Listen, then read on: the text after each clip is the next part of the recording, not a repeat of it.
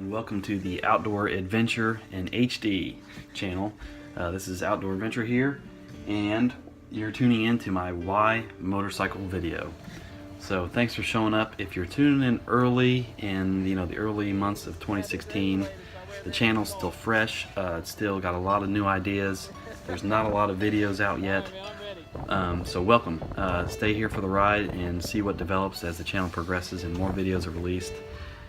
Hopefully gonna do some hiking videos, some shooting videos, lots of motorcycle videos, and etc. etc. As time goes on, I'll have more time to develop these videos and work on them. So if you're tuning in late, welcome. I hope that I have a lot of videos up for you guys to enjoy.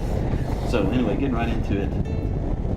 This is my motorcycle vid, kind of like a blog or video log or whatever. So why motorcycle?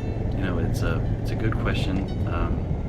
Not many people have a good answer to it. I think I have to kind of address the cultures of motorcycling before I can progress in the video and show you, kind of talk about the cultures of the Americans and how they ride motorcycles versus Europeans.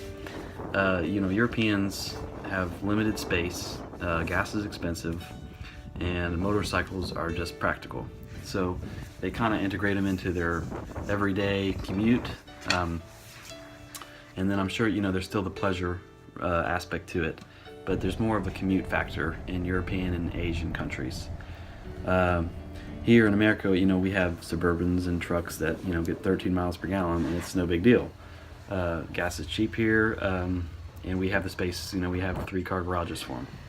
So there's kind of a differences in culture between American riding and European riding. In America, if you ask somebody, about motorcycles, they're like, well, that's dangerous, and then if you really think about it, smoking is more dangerous than motorcycles. More people die from smoking than on motorcycle crashes a year, and motorcycles are really safe if you think about it. If you you ride safe and you have the proper gear, proper training, and you have the right mindset about you. That's really what it comes down to, is the mindset. So back into the culture thing, you have kind of the subcultures in American motorcycling. You have people that ride cruiser styles, adventures, styling slash sport, super sport, and then you have the people that travel huge amounts of distances on Honda Goldwings. So you have these different kinds of riders, subcultures in America that, they may exist in Europe. I don't really know. I'm not really familiar or versed in that subject. But I kind of want to hint towards the people. This video is probably primarily focused on people that ride every day, as much as they can. In the summertime, if the weather's right and it's not raining, basically, and it's warm enough, they're riding their motorcycle. Some people even probably ride in the rain, but I don't. If it's raining, I leave the bike at home. Other people in America, they work 9 to 5, and then on the weekend they might take the bike out for an hour or two. If the old lady says it's okay, they can take it out for an hour or two. So if you're tuning in, you're probably more in the adventure sport category or the sport category. Probably not so much in the cruiser category. I don't know many people that have Harley Davidsons that really watch motorcycling videos, but if you're there, hey, welcome. I really appreciate you tuning in. So now my next point would be advantages of motorcycling. Motorcycling is A, affordable, B, it's fun, and C, it's just practical. Really, if you think about it, if my motorcycle, it's a 500cc class engine, so it's kind of on the smaller side, but I get 72 miles per gallon on average. Sometimes if I'm really opening up the engine and riding some curvy roads, I'll get 67, 68. But if I'm behaving, I've got up to 82. That's the best gas mileage I've ever got, is 82 miles per gallon. On a 1000cc bike, probably double the size of mine. Most places are 38 miles per gallon, maybe 42. Somewhere in 36.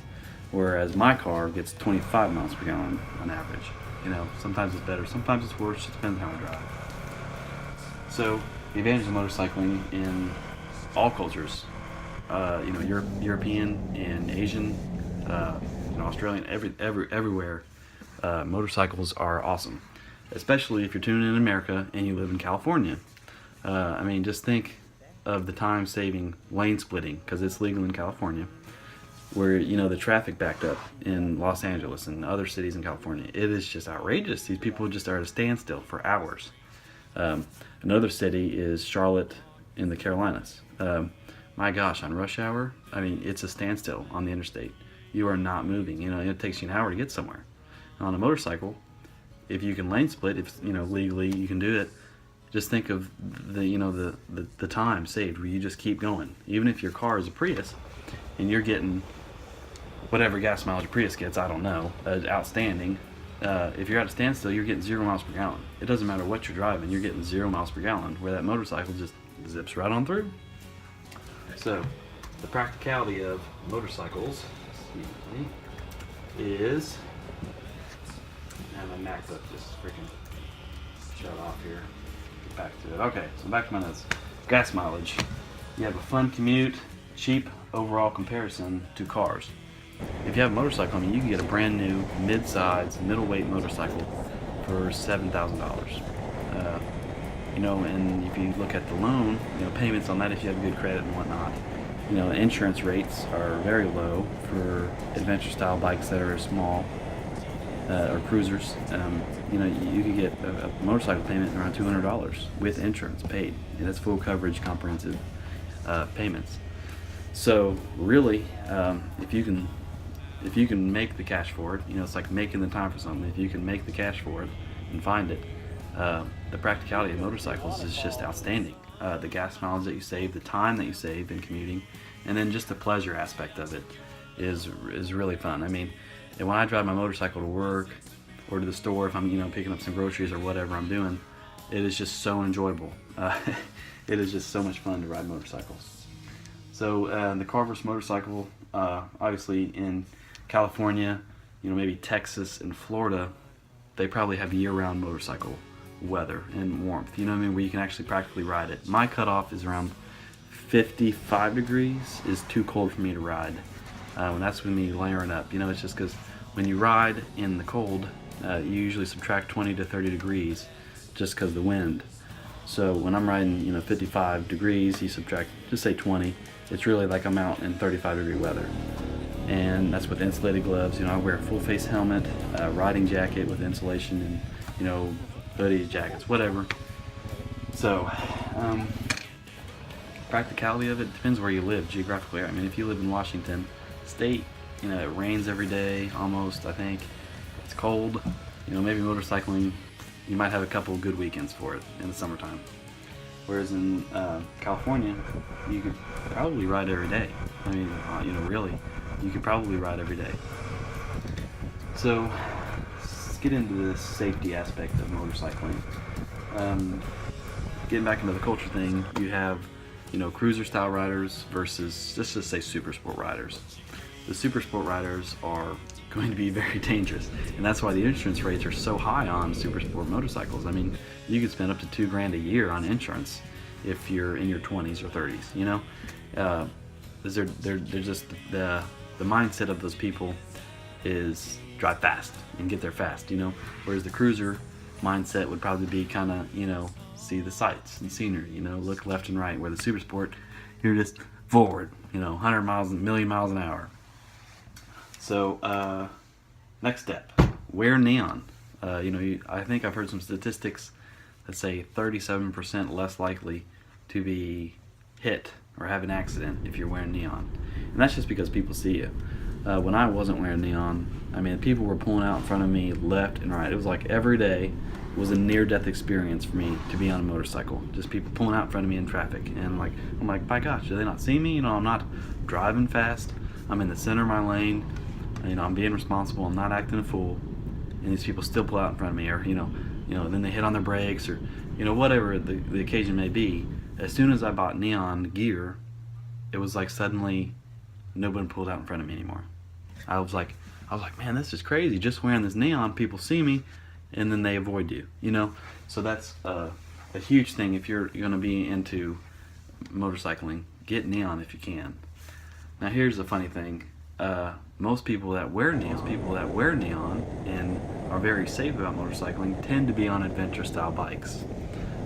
Just from my personal experience with people that I know, everybody that wears neon, strangely, has an adventure sport style motorcycle. I did a little Google search, and I'm going to have it in the video here. You'll see it pop up here. Everybody in these pictures is on an adventure style bike, and I just Googled, you know, whatever neon motorcycle gear, and everybody, strangely enough, is on an adventure style bike, which is what I ride. I have a Honda CB 500X. So another thing about being safe, a lot of people say, you know, keep the off-road, where on the off-road, that's where you should have your fun, is when you're driving off-road. There's no traffic around you, but then if you have a super sport motorcycle, there's really no way to do that. So I have, you know, my four-wheeler, so I usually have a lot more fun off-road on dirt bikes, motocross, ATVs, and not so much. I don't really take my adventure bike off-road too much unless it's a dirt trail or, you know, kind of off the beaten path, where that's more technical tracks, you know, dirt, so not so much going fast, but more rocky creek beds and etc. Whatever.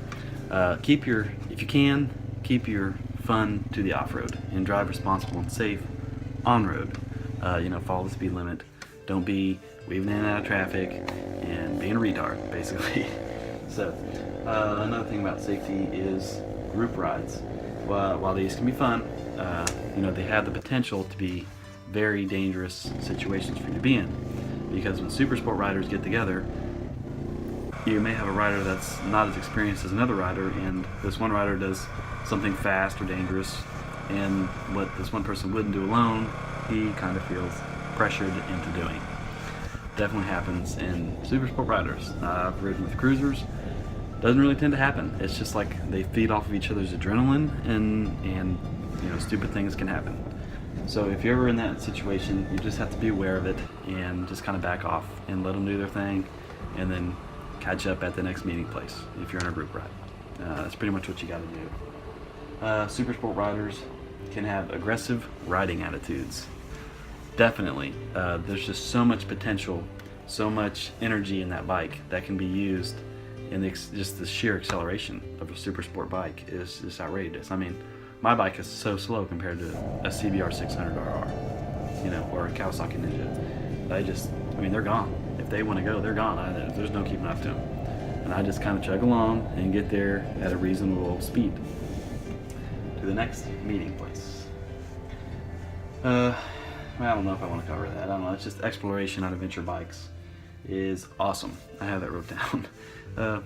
Yeah, it is. I mean, the places that you see on adventure bikes, the places you can go, and the sights you see, you know, just mountain ranges to off the beaten path trails. You know, there's places I never knew existed that I find on my bike, and I'm just like, this is so beautiful. That's cool. A pro to motorcycling. Here's a good thing for you: gas mileage of adventure bikes versus trucks, buggies, etc. So if you want to go off on the beaten path, most motorcycles get outstanding gas mileage in comparison to cars, trucks, Jeeps, etc. Another thing I want to hint on before I close out the video is the lifestyle change of motorcycling. So if you're into this, why motorcycle? I'm very pro motorcycle. You should motorcycle. Sometimes the lifestyle change is just too much for people. So if you're looking at getting into motorcycling, you have to check out the used market, because there's people that take just really good care of their motorcycles. They have it for a year, two, maybe three, and then the old lady wants to buy something, or you know, they get pregnant and they're gonna have a baby, and she makes the old guy the lifestyle change of it. You know, motorcycling can be dangerous, so you have to be prepared, you know, to invest a lot of money. If you're getting into motorcycling, just invest in a good helmet. I wear Scorpion. I really like it. Pony up at least $200 for a helmet. Just put it in. If you're getting financing, add that $200 in the financing, because don't just go buy a $100 helmet. The comfort of them, the aerodynamics of it with the wind, you know, the features of having the sunglasses slip down and flip up, it's a necessity, absolute necessity. Don't ride without it, and get a good riding jacket and gloves. So when you ride, you know, you have to be prepared to have this with you in your commute. You know, where are you going to put that gear when you get to work? Can you do that? When I ride to work, I just have the helmet and gloves. I just take off the gloves, I put them inside the helmet, and then I just carry my helmet in with me to work. You know, I don't have my neon vest, I don't have, you know, my boots on, whatever, etc. The helmet, at least wear a helmet. Get a good jacket, because, you know, there could be just rocks and bugs that hit you in the face, and if they hit you, you know, a rock or a pebble hits you, and at, you know, 60 miles an hour, oh my God, the pain is just, even bugs hit you in the fingers. My God, that is so painful. So invest in the good gear before you buy your bike. If you don't have the money for it, I mean, just include it in your financing, because that's the best way to do it. Get the good gear. So lifestyle, make sure I get all this stuff here. Yeah. So, anyhow, if you're into motorcycling, thanks for tuning in to the Outdoor Adventure channel. More videos to come. Really appreciate you watching my videos. Hopefully it was entertaining for you. Come back, there'll be more. Hit the subscribe button, and yeah, so keep tuning in, drive safe and be careful. This is Outdoor Adventure out.